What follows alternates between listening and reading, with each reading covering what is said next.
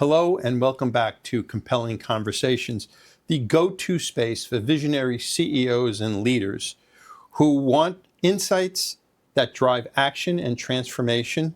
They're looking to grow their businesses and become better leaders. I'm Steve Ramerini, and I'm the host as well as the founder of Compel CEOs. I'm joined today by renowned speaker and serial entrepreneur, Ivy Slater. Welcome, Ivy. It's great to have you. Thank you, Steve. It's great to be here. Great. Let me tell you a little bit about Ivy before we get started. Ivy is, as I mentioned, a serial entrepreneur. She is currently the CEO of Slater Success, which is a boutique consultancy firm specializing in helping companies, primarily in the service industry space, to scale, grow, and plan their succession. In addition, she had previously started and ran a printing company in New York City. As we'll find out, she did that in some very daunting times.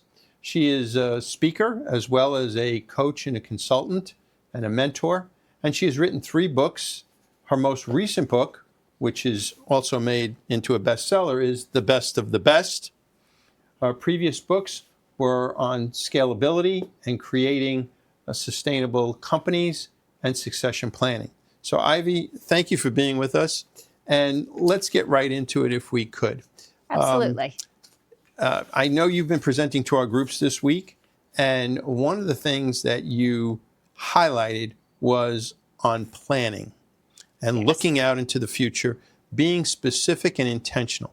Could you say a little bit more about that, please? Absolutely. I am an anal planner. I've always been an anal planner. Before I opened Slater Success and it became a business, I was an anal planner. I was that person. I planned trips. It actually comes down through the female line of my family is what I'll say. My mother was a planner. My sister is a planner. My daughter, before she got married, said, "You better step it up on the planning, Mom. We need to really get organized." I'm like, this is what I do for a living. I think when we strategize ahead, when we plan ahead, when we have that ability to map something out, we have the greater ability to actually achieve things. There's so often we kind of say, well, let me see how this goes and then I'll make my next decision. I believe in planning it. Now, understand when I say that, that doesn't mean we consistently checking in and we course correct based on the knowledge we're learning as we're taking action. I think it's important to plan, but I also think it's important to check in on the pulse of things, see what is shifting in the world, in our environment, in our businesses, in our culture, in technology right now, and then make some course corrections. A great example is I did an in-depth with my team strategic plan in the fall of 2019, okay? Where we were doing some new things, some different things we hadn't done before. They said 2020 is our year to get all, we're going to bust out here. We're going to break out in this area. We're going to expand in this. Well, guess what happened in March of 2020? Exactly. The plans needed readjustment. Now, what's interesting is when we came upon the strategic planning at the end of 2021, moving into 2022, and then again when we moved into 22 to 23, we back-check to see where we are with things. What can we start adding in from that previous strategic plan? So I think one of the things is you have to plan. There's a saying that goes, man plans, God laughs, okay? You have to plan. And then check in on that pulse. See where you're going to shift, what knowledge is coming in. Right now we have an enormous amount of a technological revolution going on. We couldn't plan for that necessarily in certain industries in a couple of years ago, or the impact today. Right. So plan, check in, and then adjust. That is such a valid point. And I'll share with the audience that today and yesterday, Ivy challenged our members to look at their 5-year plan. What does 2030 look like for them? And as I look back, I had done a similar thing back in 2021, and I did it over the next, I guess, 18 or 20 years in 5-year increments. And I was happy to see that I'm kind of on target, even though I hadn't been checking them that often. But I will say this, if you had, and maybe this will drive home the point of checking back in. Your 2019 plan was interrupted in 2020 by an unforeseen event, COVID. I think your 2023 plan might have been interrupted or slightly adjusted because we all know that in 2023, AI came on the scene and grew very, very rapidly. And so the need to check in on these plans is now even more important than it ever had been. So to the point, as AI came in and very fast, I do a lot in the professional service place. That's legal, that's finance. There's a lot of compliance there. You know, I also do other things in technology as well as family business. But that onset of AI and all the professional service space is like compliance, compliance, compliance. I brought in an AI specialist for an hour educational Q&A for all my professional service clients. I was like, just give them an overview, give them some examples. We need to eliminate the fear immediately so we can embrace the learning and the advancement. That's another key point that we touched on yesterday and that you touched on today as well, is don't be paralyzed by fear or complaining. Venting is good. Get better out than in. Steve, you heard me say it. Better out than in, but don't be that complainer. Don't be that whiner. Oh, this isn't good and that. You cannot accelerate forward as a business leader if you're spending your time bemoaning all the little things.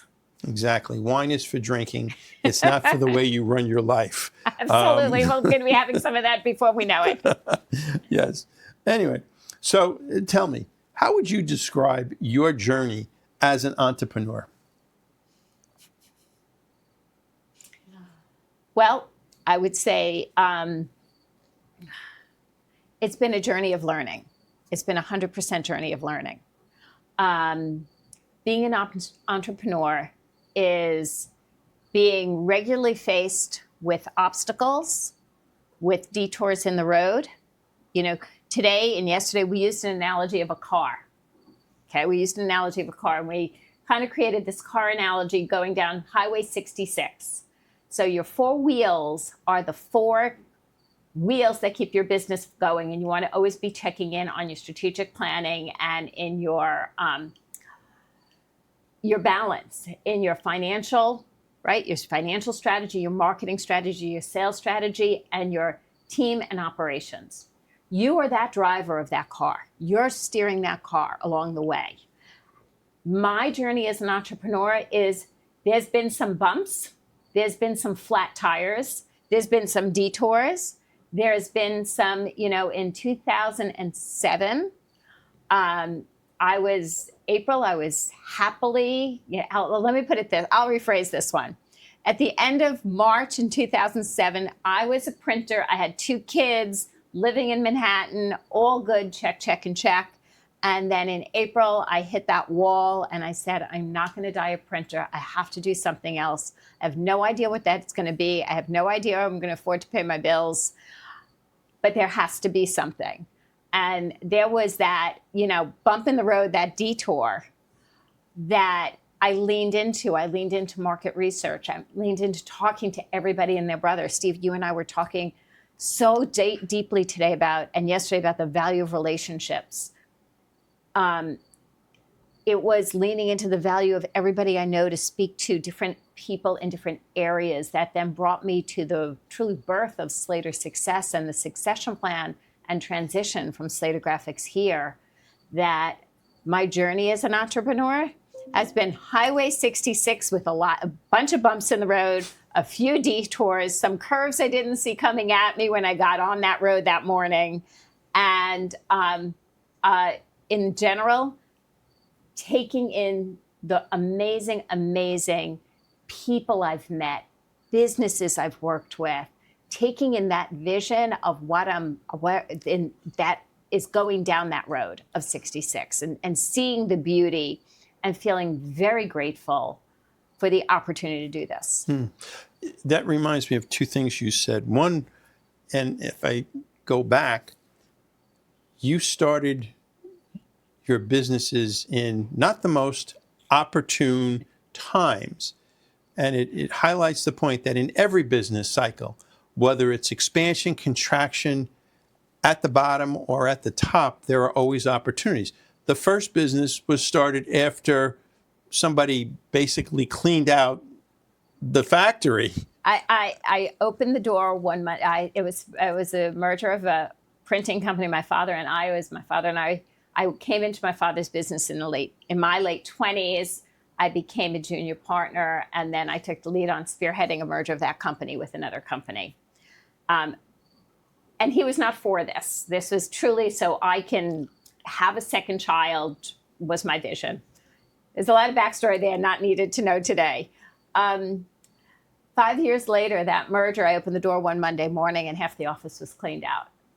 And that day I incorporated as my own company, Slater Graphics. I looked at my father, I said, help me shut this down and I'm going out on my own, and you can gonna go into your succession plan for you. And we made some agreements there.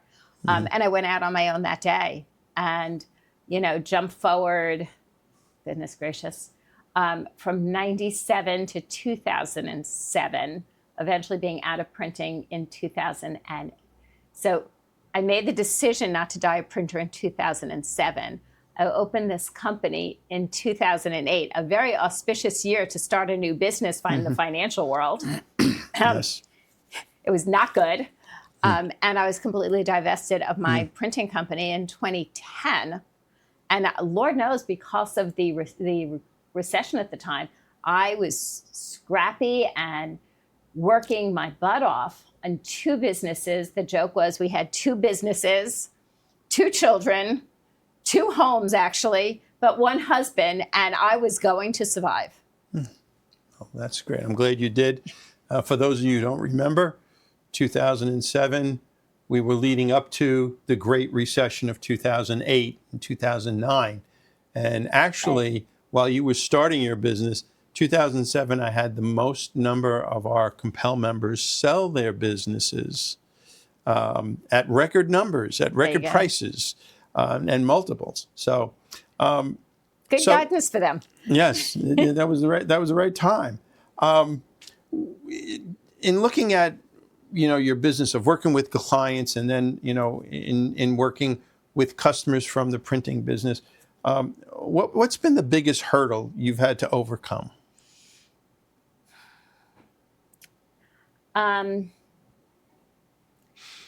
There's been several. There has been several. I think in working with clients, it's the value of the relationships we build. And I put it as the number one piece of importance as a business leader, is the relationship. It's been the greatest gift in working with so many people over the years, one way or another. Yet there's times business goes south. And printing, it's manufacturing. There's times manufacturing goes south. There's times things in life go south in somebody's life or business, and the impact is on the relationship. Financially, when that happens, being financially prepared and shoring up a company that, a loss doesn't impact the company, that you're building a solid foundation at all times. But I think that those are the important things. You build the relationships, build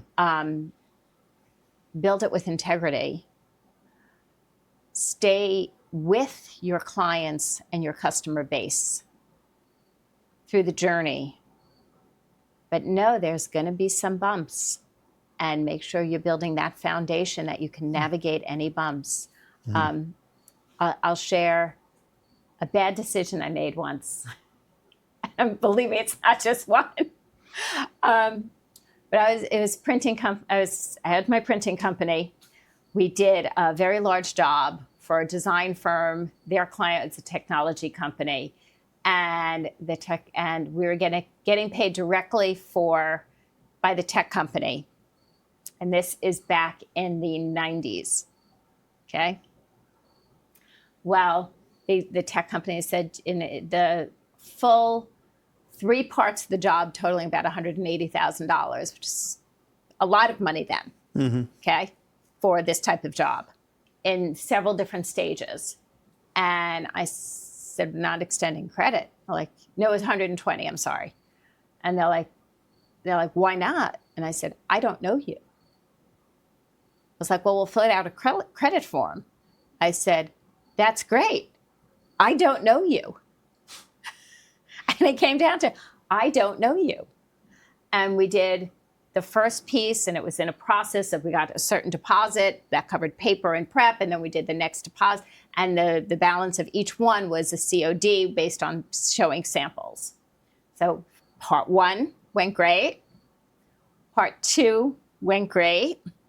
We're at part 3, which was part of their PR launch and the full catalog that was fancy as fancy can be. Okay, a lot of money into it. Hand-bound. They wanted us to import certain fabric that we were putting on the paper from Germany. I mean, everywhere there was to spend money, they wanted to spend money. We come to the last payment. We send the samples to the office. The messenger is waiting to pick up a check. And I have my trucker in the bays saying, Ivy, traffic, we got to hit the road. I'm like, hold tight. And the messenger company is calling me and saying, Ivy, messenger's waiting. We got to move him. He's costing us money. We're charging you. Hold tight. Start calling the offices. Not getting any answers. I get somebody to pick up, and I'm like, where's the check? I said, there, you have the samples. Yes, we have the sample. I said, where's the check? They're like, we have it, but they forgot to sign it before they left. Everybody take a breath. And I have everybody pushing. I have the client calling from this PR launch. We need these. We're getting close to going live. You got to get this truck on the road. And I looked at my head of production and I said, he goes, Ivy, you got to make a decision. And that's the key. Like, you have to make a decision. You have a chance to make that decision, right? But you have to make a decision. And Steve, in that moment, I said, roll the trucks. I called my messenger company. I said, we're going to be calling for a messenger to be at their offices at 9 o'clock the next morning. Expect it. We'll arrange it by the end of the day today.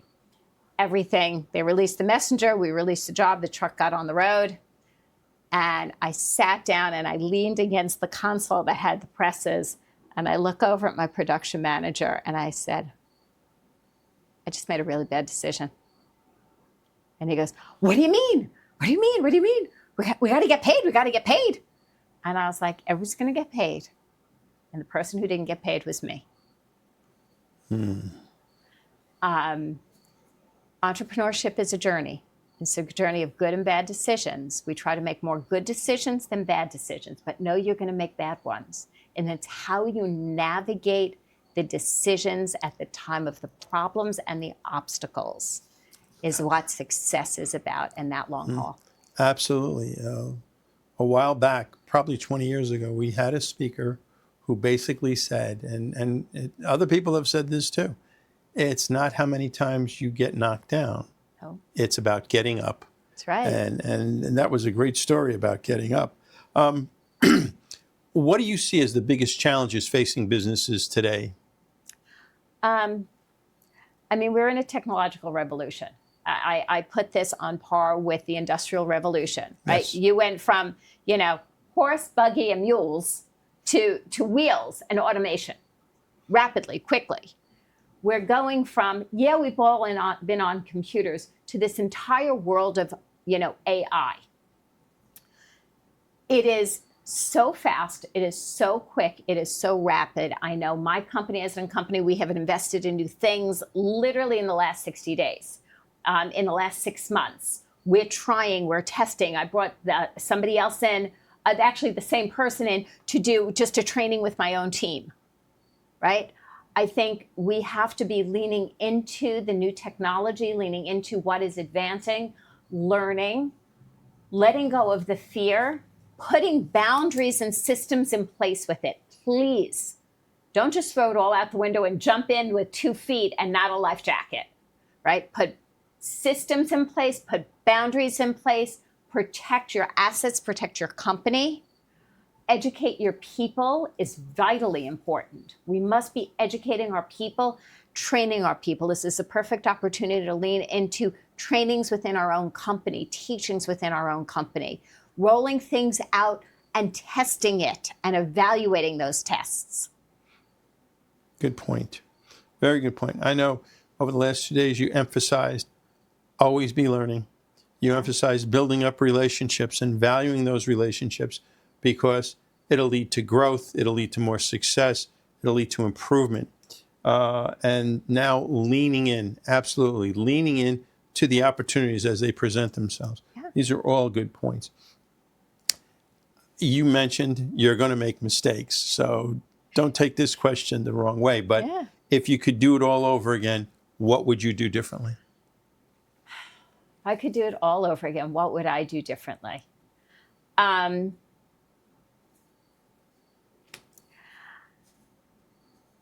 There were times I said to every group I met with, numbers tell a story, read the storybook. Numbers tell a story, read the storybook. I'm not just talking about your financials. I'm talking about read the storybook in your financials, read the storybook in your marketing and what you're learning from there, read the storybook in your sales, read the storybook in your team analytics. What's your retention rate? Where are people coming to you? How are you getting new team members? Read the storybook on numbers. There's been times I let the storybook on finances not dictate decisions that I should have. I was busy, life is busy. I raised 2 kids. I was a working mom. We had several things going on. It's easy to fall into the weeds of your company. It's easy to fall into the weeds of your company. When I have fallen down, I took my eye off reading that storybook on the numbers tell a story. And maybe that is why I am absolutely so incredibly anal with all my clients about it. I'm sure they appreciate it too. So obviously AI is very impactful. Is there anything else that you see that's going to impact businesses over the next 5, 10, 15 years?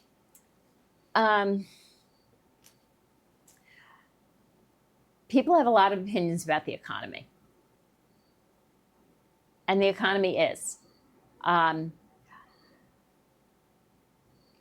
not a forecaster. I've never taken an economics class in my life, to be honest with you. I have a degree in dance and a degree in communications. I learned business from business and being in business for years. When my father was alive, he read the New York Times, the Wall Street Journal, cover to cover every day. He read the Financial Times regularly. I just, on the way here, listened to the Acquired episode on Berkshire Hathaway. I have part 2 for the way home. I will say, I'll share this. A couple of years ago, I spoke at AllianceBernstein, the financial institution. And then one of the leaders there brought me in to meet with some clients on a smaller basis and sat around the conference room table. And the client said, wait, before we talk to you, Ivy, we just want to ask him about the market. I said, no, can I answer that? And they're like, oh, you have a background in finance? I said, not at all. And they looked at me just like that. It's like, who do you think you are? I said, let me tell you. I said, it's going to go up. It's going to go down. It's going to go up. It's going to go down. And the gentleman from AllianceBernstein starts laughing. He goes, what she said? I said, we want to buy when it's down. We want to sell when it's up. And if anybody has a crystal ball, I do think there are things to be listening to in the world, to stay on pulse of. I reference this, get a great core peer advisor group around you. Make sure you have a good group of smart. I never want to be the smartest person in the room. And I don't think by far I ever am. I want to be surrounded by really smart people. I want to be surrounded with people with great knowledge in various areas.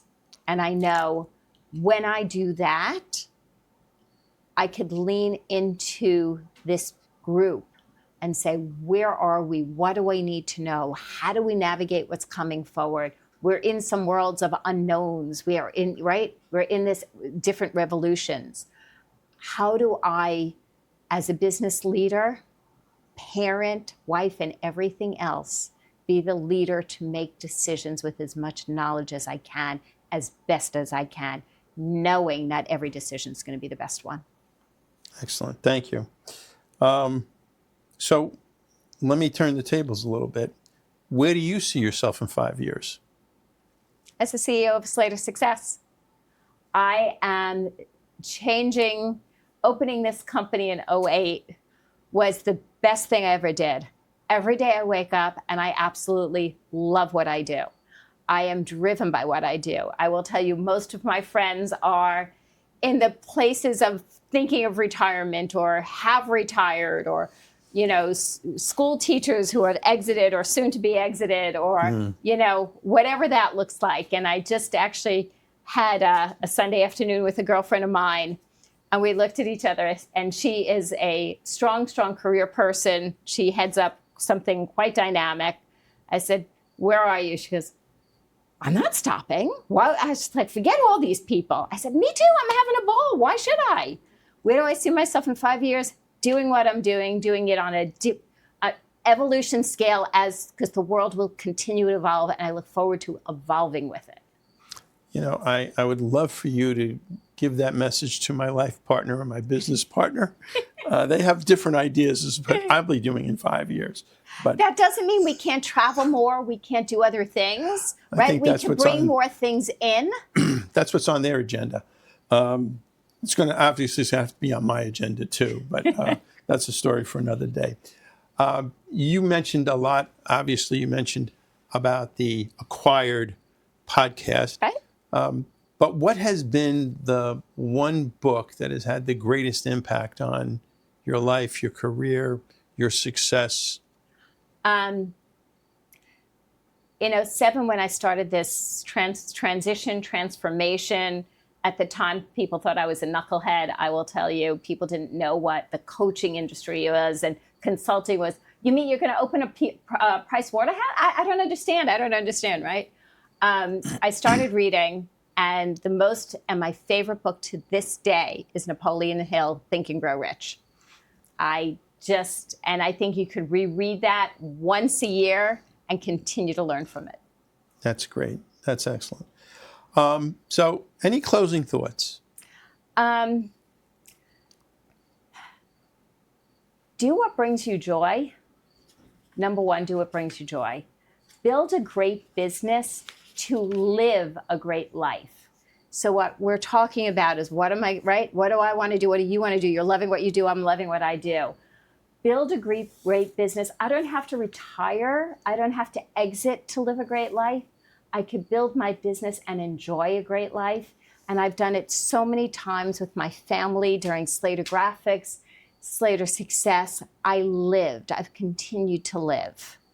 That's my biggest tip for people is build your business and enjoy your life while you do it, or do something else.